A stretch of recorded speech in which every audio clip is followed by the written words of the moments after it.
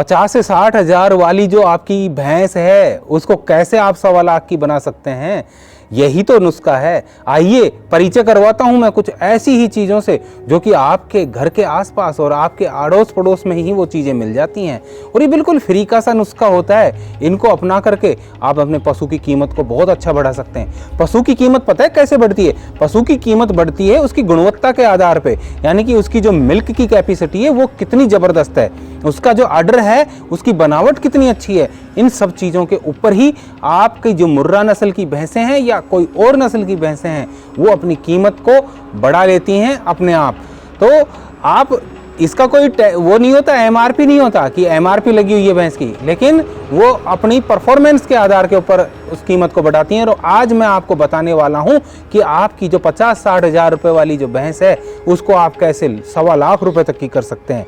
तो आइए मैं कुछ परिचय करवाता हूं ऐसी चीज़ों से जिससे कि आपका जो पशु है, आपकी जो भैंस है या गाय है, वो अपना जो डिलीवरी करने के बाद में अपने दूध की क्षमता को इतना ज़बरदस्त तरीके से बढ़ा लेगी कि आपने जो भी चीज़ें दी होंगी वो सब एक तरफ और यह नुस्खा एक तरफ, क्योंकि इस नुस्खे के अंदर पूरा निचोड़ आ जाता है, पूरा सार आ जाता है। यदि ये वीडियो अच्छी लग रही है ना तो आपकी जिम्मेवारी बनती है, आपका फ़र्ज बनता है, आप वीडियो को पूरा देखिएगा दोस्तों, वीडियो को स्किप नहीं कीजिएगा, वीडियो को छोड़ के नहीं जाइएगा, क्योंकि नुस्खे जो हम बताते हैं उसमें लास्ट तक आप बने रहते हैं तभी आप बेनिफिट ले पाते हैं। और इस नुस्खे को अपना करके आप अपने पशु की जो दूध की लिमिट है उसको बहुत ज़्यादा बढ़ा सकते हैं।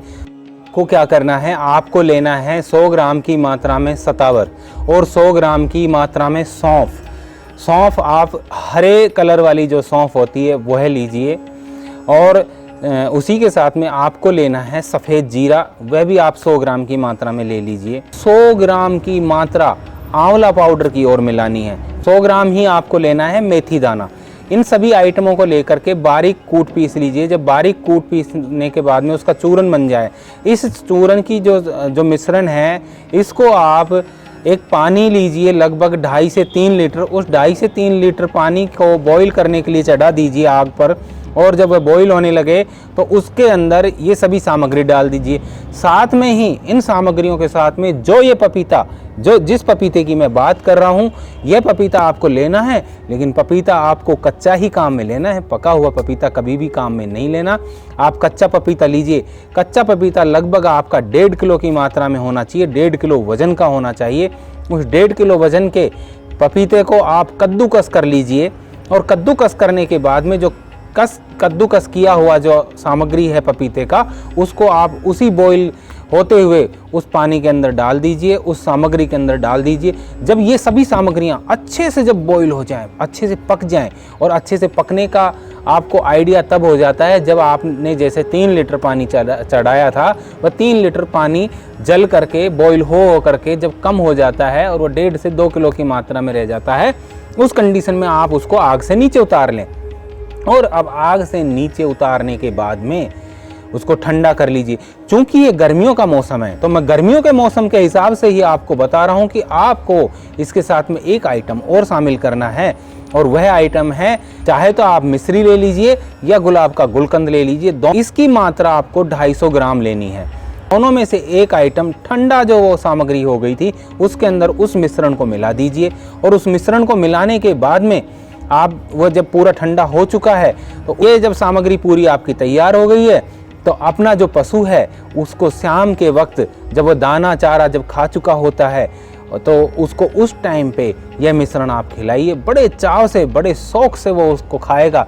और खाने के बाद में एक सावधानी और रखिएगा दोस्तों, उसको पानी नहीं पिलाना है। नुस्खा देने के बाद में आप अपने पशु को पानी कभी भी ना पिलाएं, और ये लगातार आप 3 दिन तक करिए। 3 दिन देने के बाद में आप इस नुस्खे को फिर 7 दिन के लिए बंद कर दीजिए, और फिर अगर आपको आवश्यकता है तो फिर से आप 3 दिन और दे सकते हैं। बस काफ़ी है, इतना पर्याप्त है। और फिर देखिए आपके पशु का दूध और आर्डर का साइज इतना बढ़ जाएगा कि उससे आपका पशु जो है, जिसकी कीमत आपकी कम थी, वह अपनी कीमत को अपने आप ही दुगना तिगना और 4 गुना तक बढ़ा लेगा। और यह नुस्खा बहुत ही कामयाब नुस्खा है दोस्तों, आप अपना के देखिएगा। मैं हर वीडियो के अंदर आपको एक चीज़ और बताता हूँ, लेकिन आज मैं उसको पहले ना बता करके बाद में बता रहा हूँ, क्योंकि कई बार पशुपालक भाई सोचते हैं, और ये वीडियो अगर आपको इंटरेस्टिंग लगी रही है, यहाँ तक आप बने हुए हैं, तो शेयर ज़रूर कीजिए, क्योंकि शेयर करना आपका फ़र्ज़ भी बनता है। बीच में वीडियो को छोड़े नहीं।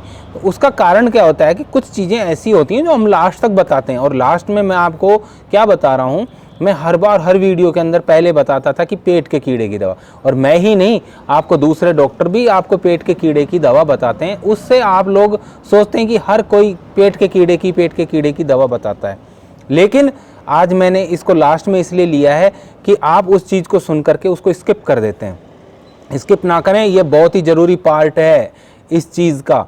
आप देसी तरीके से, देसी जड़ी बूटियों के द्वारा अपने पशु की जो पेट के कीड़े हैं उसकी डिवॉर्मिंग करवाएं। और डिवॉर्मिंग देसी तरीके से कैसे की जाती है, आपने वो वीडियो नहीं देखी क्या अभी तक हमारी? वो वीडियो है ना पहले से ही, इसी डेयरी फार्मिंग पे तो है। यहाँ देखिए, क्लिक कीजिए आई बटन पे, आपको वो वीडियो मिल जाएगी और आप अपने पशु की डिवॉर्मिंग बहुत अच्छे से कर पाएंगे बिना किसी साइड इफ़ेक्ट के।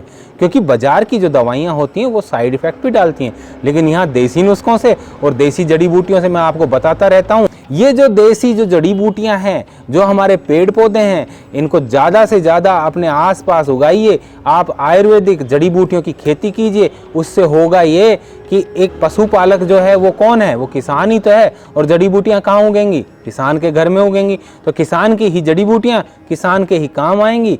जो पैसा है किसान का वो बाहर जाने से बच जाएगा।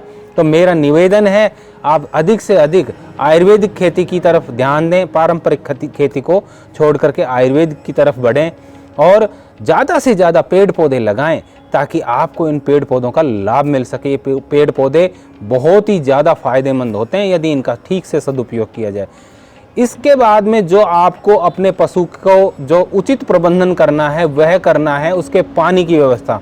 क्योंकि पानी कई पशुपालक भाई क्या करते हैं, सिर्फ 2 टाइम का एक पीरियड रखते हैं। मैंने गांव में कई बार देखा है कि एक बार सुबह पानी पशु को पिला दिया, एक बार शाम को पिला दिया। यदि उस वक्त पशु का मन ही नहीं है पानी पीने का तो वो पानी को पिएगा ही नहीं। तो आपको ऐसी एक व्यवस्था करके रखनी है कि 24 घंटे पशु को पानी अवेलेबल हो सके, ताकि उसका जिस टाइम मूड करे उस टाइम पानी पी सके। क्योंकि दोस्तों, पानी दूध बनाने के लिए एक आवश्यक घटक है जो आपको उसकी पूर्ति करनी है।